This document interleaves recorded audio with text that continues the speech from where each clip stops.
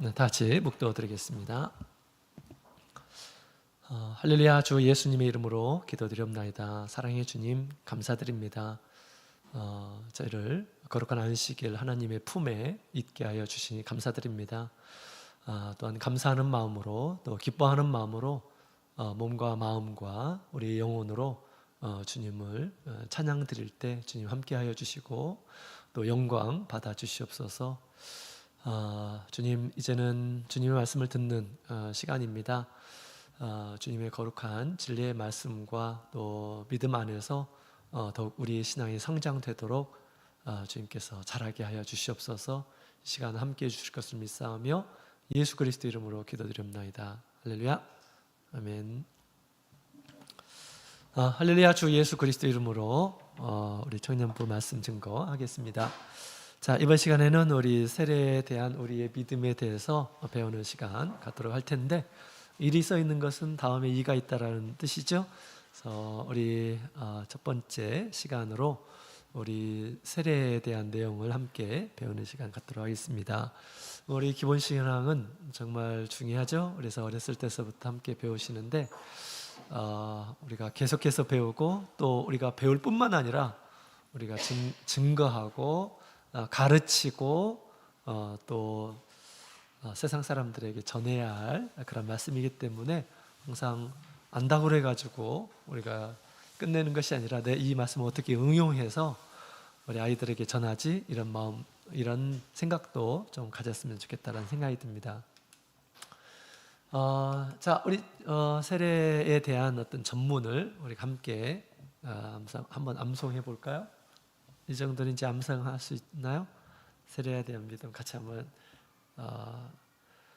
암송해 보도록 하겠습니다. 시작.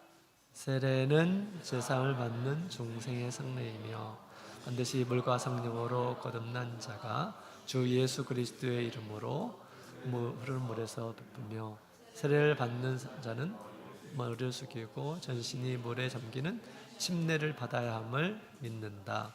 아멘. 우리 아동반들 가운데서도 이렇게 이것을 외우는 이런 친구들도 있더라고요. 우리 기본신앙은 총 10가지가 있죠. 10가지 중에 세례는 몇 번째일까요? 언제 몇 번째지? 세례에 대한 믿음이?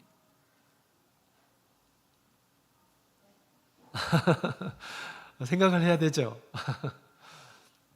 자, 첫 번째는 뭐죠? 하나님에 대한 믿음. 그 다음 두 번째, 성경에 대한 믿음.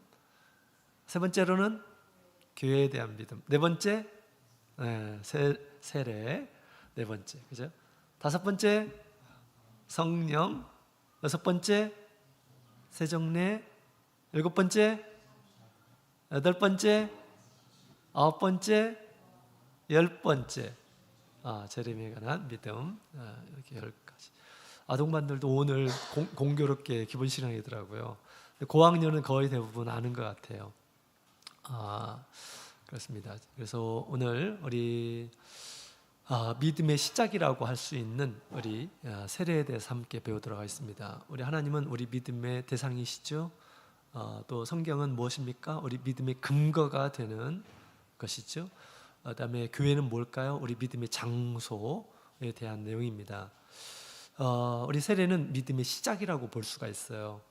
이 세례가 없으면 아무 믿음 생활의 어떤 의미가 없는 것이죠. 하나님을 알고 교회를 안다 하더라도 세례를 받지 않으면 하나님과 상관없는 이런 사람이겠죠. 그래서 이 세례는 우리 믿음의 시작이다라고 이렇게 볼 수가 있는데, 우리 세례는 무엇인지 아주 짧은 표현으로 지금 잘 표현되어 있습니다. 그래서 오늘 이 시간에 세례에 대한 어떤 기원과 또 효능과 또 의미에 대해서 함께 배우는 시간을 갖도록 하겠습니다. 자, 첫 번째 이 세례 다 아시죠? 자, 세례에 대한 기원을 찾는다고 한다면 뭐가 있을까? 우리가 구약 성경에 보게 되면 제사장들이 성소 안에서 하는 일들이 있어요. 또 여러 성물이 있어요. 그 중에 게 있는데요. 출애굽기 40장 32절부터 34절에 있는 말씀을 함께 읽어보도록 하겠습니다. 시작. 그가 또 물두멍을 회막과 단 사이에 두고 거기 씻는 물을 담고 자기와 아론과 그 아들들이 거기서 수족을 씻되 그들이 회막에 들어갈 때와 단에 가까이 갈 때에 씻었으니 여호와께서 모세에게 명하신 대로 되니라. 아멘. 자, 저게 지금 물두멍이라고 하는 것이에요. 물두멍. 그래서 항상 물을 채워놓도록 하죠.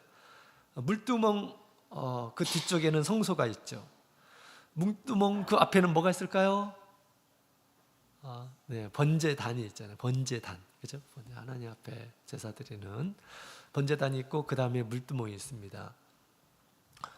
이것은 우리가 어떤 예표적으로 상징적으로 보게 되면 우리 번제단이라고 하는 것은 우리 예수 그리스도의 구원을 나타내는 것이죠. 예수님께서 한 마리의 어린 양으로 이 세상에 오셨음을 가르쳐주고 있는 것입니다.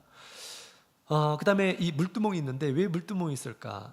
여기서 씻어야 된다라는 것을 얘기해주고 있죠. 그래서 회막 안에 성소 안에 들어가기 전에 회막이라고 말하는 이 회막은 성소를 가리켜서 얘기했죠. 거룩한 처소.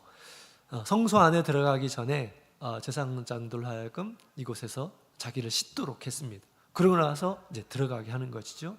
제사장이 우리 하나님을 만나기 위해서 성소에 들어가기 전에 반드시 이곳에서 씻으라라고 하나님께서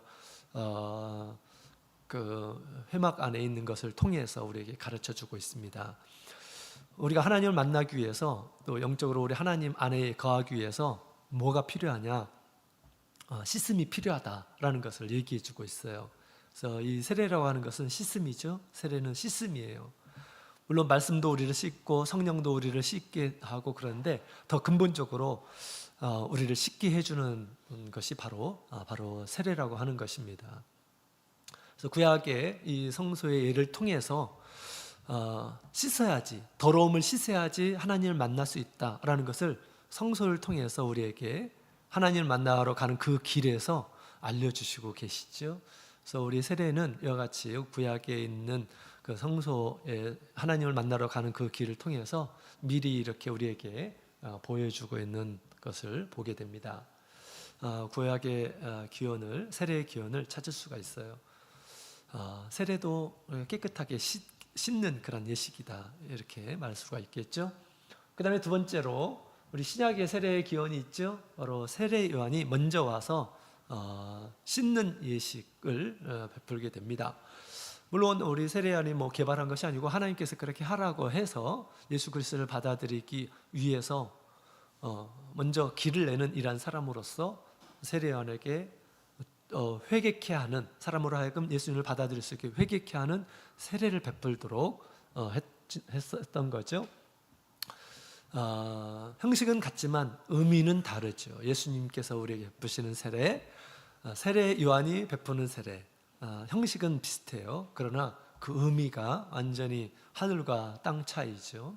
그래서 회개를 하도록 하는 그러한 세례이고요. 예수님께서 베풀어 주시는 그러한 세례는 죄사함을 받게 하는 그러한 세례인 거죠. 그래서 우리 예수님께서 이제 그 세례를 동일하게 시행하도록 명령하셨고, 또 예수님께서 제자들에게 행하셨고, 또 제자들에게 이 세례를 베풀도록 명령하셨습니다. 그래서 이러한 세례의 기원이 있는 것이고요. 예수님께서 왜 세례를 베풀도록 한 것일까? 세례를 받으면 어떻게 되는 것일까에 대해서 먼저 살펴보도록 하겠습니다. 세례의 효과는 첫 번째, 죄사함을 얻게 됨을 가르쳐주고 있습니다. 사도행전 22장 16절에 있는 말씀을 같이 읽어볼까요? 시작. 이제는 왜 주저하느냐? 일어나 주의 이름을 불러 세례를 받고 너의 죄를 씻으라 하더라. 아멘. 예수님께서 이 세상에 오신 것은 우리를 죄 가운데서 구원하시기 위해서 오셨어요. 근데 그 방법으로 예수님께서 세례라고 하는 그러한 도구를 통해서 구원을 얻도록 하신 것입니다. 그래서 세례를 제대로 받는다라는 것은 예수님을 믿고 예수님의 큰 선물을 얻는다라고 하는 것이겠죠. 그런데 우리 세례를 받으면 왜 죄가 사해지는 것일까요? 왜 세례를 받는데 죄가 사해지는 걸까? 예수님의 보혈이 있기 때문에 죄사함이 있다. 네, 그렇죠. 우리가 옷이 더럽혀지면 물로 세탁을 해야 되잖아요, 그죠? 그래서 깨끗하게 하듯이 이것은 영적인 의미에서 물은 예수 그리스도의 보혈이 되어서 우리의 더러운 그런 죄들을 깨끗하게 씻어주는데요. 예수님께서 우리를 위해서 대신해서 피를 흘려주셨다. 십자가에서 피를 흘려주셨다 라고 그렇게 얘기하죠. 그 십자가의 보혈의 공로로 우리가 구원을 얻는다라고 이렇게 성경이 얘기하고 있습니다. 그 십자가의 이 보혈이 어디에서 역사하느냐? 바로 세례 가운데서 역사한다라는 것이죠. 그래서 지금 저희가 보이는지 안 보이는지 모르겠지만 우리 외국에서 세례를 주는 가운데 폭포수 밑에서 세례를 주는데 물이 빨갛게 변화된 그런 모습을 사진으로 이렇게 지금 포착해가지고 찍어놓은 사진이 있습니다. 빨갛게 보여요? 잘 안 보이죠? 만약에 이게 물이 원래 빨갛다고 한다면 폭포수도 맞아 빨갛게 이렇게 흘렀을 것이에요. 근데 바닥 물만 이렇게 지금 빨갛게 변화된 그런 모습을 보게 됩니다. 그래서 때로는 우리 주님께서 이렇게 물이 피가 되게 하는 믿음이 없는 이런 사람들이 믿음을 갖게 하시려고 이 세례가 우리 참예수교회에서 베푸는 세례에 예수 그리스도의 보혈의 역사가 있다는 것을 알려주시기 위해서 이렇게 물이 피가 되는 그런 것들이 우리 한국에서도 제가 알고 있는 이런 사람 가운데 세 사람도 그것을 보신 분들이 계시더라고요. 그래서 우리 예수님께서 돌아가실 때 돌아가시고 군병이 옆구리에 창을 이렇게 찔렸을 때 물과 피로 이렇게 나누어져서 쏟아지는 그런 모습을 보았다라고 그렇게 얘기합니다. 또 그 증거가 참이다라고 이렇게 얘기하는데 사실 이것은 영안에서 벌어지는 그런 현상이었습니다. 사람은 딱 칼로 상처가 나면 이게 뭐가 보입니까? 피가 보이죠. 어떻게 물과 피가 같이 섞여가지고 나누어져서 볼 수가 있습니까? 그렇지 않죠. 그러나 예수님께서 그렇게 그 옆구리에서 흐르는 물과 피로 이렇게 보였다라고 그렇게 얘기합니다. 예수님께서는 물과 피로 임하시는 그런 분이심을 가르쳐 주고 있어요. 그래서 요한 1서에 보게 되면 우리 예수님께서는 물과 피로 임하신 분이시고 그것을 증거하시는 분은 성령이시다라고 그렇게 얘기하죠. 그래서 물과 피와 성령이 하나이다라고 그렇게 얘기합니다. 그 물과 피와 성령으로 나는 자가 세상을 이긴다라고 그렇게 또 증거하고 있죠. 그렇습니다. 거기서 말하는 것은 예수 그리스도가 예수 그리스도의 이 보혈이 우리가 받는 그런 세례 가운데서 역사한다라는 것을 얘기해주고 있는 거죠. 그래서 옛날에도 구약 시대에도 사람이 죄를 짓게 되면 동물을 죽이죠. 그래서 피를 받습니다. 그래서 성소에 가서 뿌리고 그 다음에 번제단에 붓게 되죠. 그렇죠? 예수님께서 어린 양이 되셔서 우리를 위해서 대신해서 죽으셨는데 그 큰 은혜를 힘입는 것이 뭐냐? 바로 세례다라고 그렇게 얘기하죠. 그래서 세례를 받음으로 인해서 너의 죄가 씻게 되는 거다라고 그렇게 우리 예수님의 제자들이 증거하게 되었습니다. 그래서 제대로 된 세례를 받게 되면 죄 사함을 얻게 됩니다. 그리고 왜 우리 하나님께 멀어지게 되고 사람이 불행하게 되고 하나님의 나라에 들어갈 수 없을까요? 죄가 있기 때문에 하나님을 가까이 하지 못하게 되고 죄가 있기 때문에 마지막 날 형벌을 받게 되는 거죠. 그래서 이 형벌을 받지 않도록 하기 위해서 예수님께서 이 세상에 오신 것이죠. 그 은혜를 우리가 세례에서 이제 체험을 하게 된다라는 것을 얘기해 주고 있습니다. 자, 그 다음에 두 번째로는 우리 세례를 받게 되면 중생을 하게 된다라고 그렇게 얘기하죠. 우리 디도서 3장 5절 같이 읽겠습니다. 시작. 우리를 구원하시되 우리의 행한 바 의로운 행위로 말미암지 아니하고 오직 그의 긍휼하심을 쫓아 중생의 씻음과 성령의 새롭게 하심으로 하셨나니. 아멘. 자, 중생이라고 하는 것은 우리 거듭난다라고 하는 그런 뜻이죠. 다시 난다. 처음에 우리 부모님으로부터 여러분 다 났죠. 근데 세례를 받게 되면 그가 다시 나는 거다라고 그렇게 얘기했죠. 하나님의 나라에 들어가려면 다시 나야 된다. 예수님께서 니고데모에게 그렇게 말씀하셨어요. 뭘로 나야 되는가? 바로 세례를 받게 되면 이제 다시 거듭난다라고 그렇게 지금 표현하고 있어요. 우리가 구원 얻는 것은 의로운 행위로 구원 얻는 것이 아니라 중생의 씻음으로 나는 거다라고 그렇게 얘기하죠. 다시 나음의 씻음이라고 하는 것은 바로 세례를 가리켜서 이야기하고 있는 것입니다. 세례를 받으면 다시 나는 거예요. 그 전에는 무엇일까요? 그 전에는 부모님으로부터 난 사람이었습니다. 세례를 받게 되면 누구로부터 납니까? 하나님으로부터 거듭난 이란 사람이죠.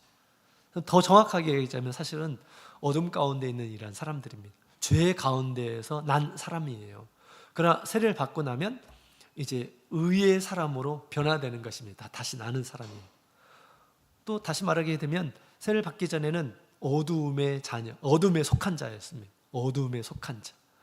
이제는 하나님께 속한 자가 되는 것입니다. 하나님께 속한 자. 또 다시 얘기하면 마귀의 자녀로 태어난 이란 사람이에요. 어둠의 자식이죠. 마귀가 한 일들을 하면서 사는 이란 사람이었습니다. 세례를 받고 나면 이제는 하나님의 아들, 하나님의 자녀가 되는 권세를 얻게 되는 것입니다. 그렇게 거듭나는 것입니다. 다시 나는 이란 사람. 하나님의 자녀는 하나님의 나라의 기업을 얻을 수 있는 자격이 생기는 것이죠. 그래서 하나님의 나라에 들어갈 수가 있게 되는 것이죠. 그래서 세례를 받으면 죄사함뿐만 아니라 중생을 얻게 되는 거다라고 그렇게 얘기하는 거죠. 우리의 눈으로는 그렇게 우리의 눈으로는 보이지 않아요. 그러나 영적으로 이제는 우리가 하나님 앞에 다시 거듭난 그런 생명을 갖게 되는 것입니다. 영혼이 다시 우리 하나님 앞에서 거듭난 그런 사람으로 살게 되는 것이죠. 자, 그래서 중생을 얻습니다. 자, 그 다음에 세 번째로는 또 세례에는 어떤 효과가 있을까요? 그리스도에게 속한다라고 그렇게 얘기하죠. 갈라디아서 3장 27절 같이 한번 읽어볼까요? 시작. 누구든지 그리스도와 합하여 세례를 받은 자는 그리스도로 옷 입었느니라. 아멘. 그리스도로 옷 입었다. 예수님께서 입으신 옷, 세례를 받게 되면 우리도 딱 예수 그리스도의 옷을 입게 되는 거다라고 그렇게 얘기하고 있습니다.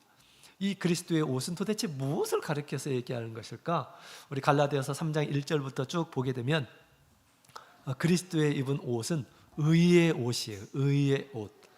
우리 하나님 앞에서 불의한 그러한 사람으로 나타났었는데, 그래서 형벌 받을 이란 사람으로 나타나야 되는데, 세례를 받은 이란 사람들은 예수님께서 우리의 불의함을 딱 감춰주고 의롭다함을 얻게 되는 것이다 라고 그렇게 설명을 해주고 있죠.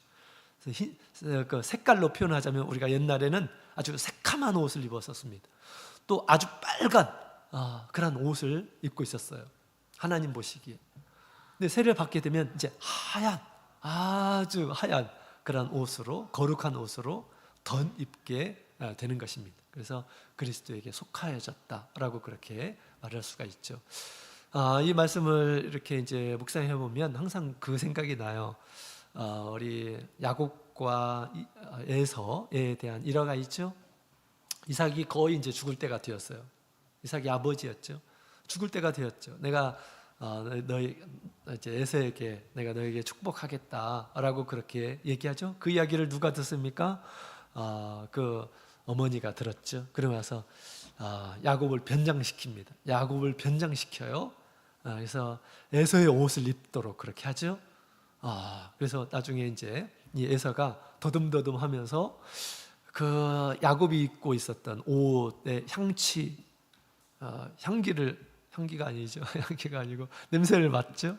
그 다음에 옷을 더듬으면서 이 애가 에서구나라고 이렇게 생각하면서 이제 마음껏 축복을 해주는 그런 장면이 나옵니다. 사실 야곱이 그 은혜를 얻을 수 없습니다. 야곱은 야곱이니까 에서가 아니기 때문에. 근데 그가 그 형의 옷을 입었기 때문에 이렇게 마음껏 축복을 받게 되었던 거지. 그래서 우리가 자체적으로 우리 스스로 하나님 앞에 드러나게 되면 사실 우리가 형벌 받을 만한 이런 사람인 것입니다. 정말 우리가 딱 죽으면 지옥이 우리를 딱 기다리고 있는 것이고요. 정말 끔찍한 일들이 이제 우리에게 펼쳐지게 될 그런 운명이었던 것이죠. 그러나 세례를 받게 되면 그리스도의 옷으로 딱 입혀주는 것입니다. 나의 공로로 천국에 들어가는 것이 아니라 예수님의 공로로 천국에 들어갈 수 있게 하나님 앞에 의롭다함을 얻도록 그렇게 해주는 것이 바로 세례인 것이죠. 자, 그래서 그리스도에게 속하게 된다라고 그렇게 얘기하죠. 자, 그 다음에 세례를 받게 되면 또 어떤 일이 벌어지냐? 이제 더 구체적으로 표현하면 의롭다 하심을 얻게 되고요. 또 하나님의 자녀가 되고요. 또 구원을 얻는다라고 그렇게 말할 수가 있겠죠. 그래서 우리 세례라고 하는 것은 우리 주님께서 우리에게 준비하신 종합 선물 세트다라고 그렇게 생각이 돼요. 이런 거 옛날에 받아보신 적 있나요? 옛날에 시골에 있을 때 저 우리 친척들이 올 때 항상 저것을 사오시는 분이 계셨어요. 약국하셨던 분이신데 오실 때 항상 우리 식구별로 이렇게 준비해 주셔가지고 이 안에 이렇게 딱 뜯어보게 되면 별것이 다 있어요. 생활용품부터 해가지고 우리가 좋아하는 초콜릿도 있고 과자도 있고 캔디도 있고 막 다양한 그런 종류로 가득 있었습니다. 그래서 항상 명절 때가 되면 그분이 이번에는 어떤 종합 선물 세트를 사오실까 늘 이렇게 기대하고 있었는데 우리 신앙 안에서 정말 종합 선물 세트와 같은 것이 뭐냐? 바로 세례를 받는 것이죠. 세례를 받는 것. 참 세례는 너무 귀한 의식인 것이죠. 자, 우리 세례를 받으면 죄사함을 얻는다고 그랬는데 우리 한 번 죄사함을 얻으면 뭐 끝까지 죄사함을 얻는 것일까요? 그렇지는 않죠. 우리가 무수한 그런 죄들을 우리 주님께서 이렇게 깨끗하게 씻어 주셨습니다. 그러고 나서 우리가 죄를 지을 때 어떻게 될까요? 죄를 지을 때마다 우리 예수님께서 말씀하신 대로 우리가 회개하고 주님 앞에 용서를 구해야 됩니다. 나의 죄를 용서해 주십시오 라고 그렇게 기도하게 되면 우리 예수님께서 흘리신 그런 보혈, 그 보혈을 가지고 하늘에서 하나님 앞에 그 보혈을 가지고 대제사장으로서 하나님 앞에 우리를 위해서 강구하신다 라고 그렇게 얘기합니다. 그 보혈이 지금도 우리 가운데서 역사하고 있다 라고 그렇게 성경은 얘기하고 있습니다. 그래서 우리가 당연히 죄가 있는데 죄를 용서를 구하지 않고 그냥 가만히 내비두게 되면 여러분 이 죄가 우리 가운데서 드러나게 될 거예요. 우리가 회개케 하기 위해서 우리 주님께서 알려주실 것입니다. 그럴 때 우리가 양심적으로 깨닫고 빨리 회개해야 되겠구나 라고 그렇게 생각을 해야 되겠습니다. 이것을 계속 두게 되면 이 죄는 더러운 것이에요. 나를 이제 더러움으로, 더러운 세상으로 이끌어요.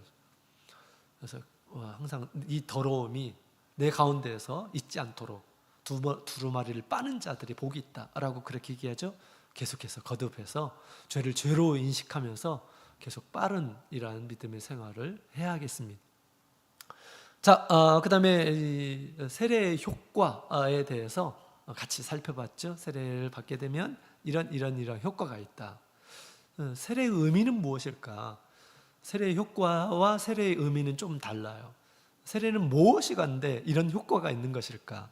세례의 의미에 대해서 이 바울 사도는 이렇게 얘기합니다. 세례의 의미는 주님과 함께 죽는 것이다 라고 이렇게 얘기해요. 우리가 세례는 물에 전신에 잠기는 것이죠. 이것은 죽은 거다 라고 얘기해요. 옛사람이 주님과 함께 죽는 것이다 라고 그렇게 표현하죠.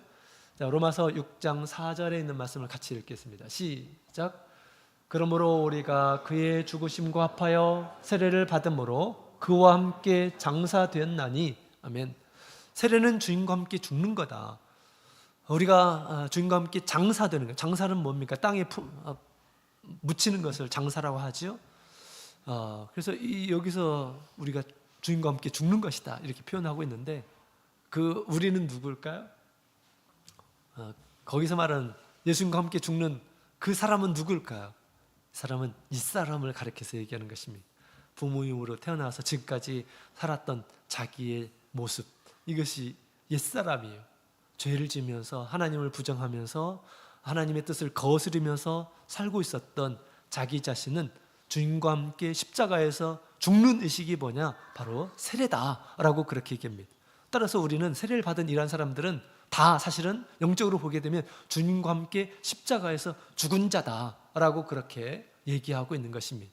우리는 죽은 자예요. 세례 다 받으셨죠?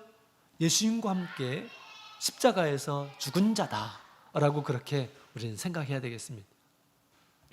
우리의 정과 우리의 욕심, 세상적인 욕망, 으로 살아갔었던 나는 주님과 함께 죽었다라고 그렇게 우리는 생각해야 하겠습니다.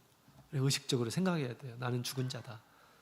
죄를 짓는 나는 죽은 자다. 나와 상관없는 자다. 나는 내가 아니다. 나는 이제 내가 아니다라고 그렇게 생각해야 되겠죠. 그래서 세례는 주님과 함께 죽는 의식이다라고 그렇게 얘기하고 있습니다. 또 세례는 또 무엇일까요?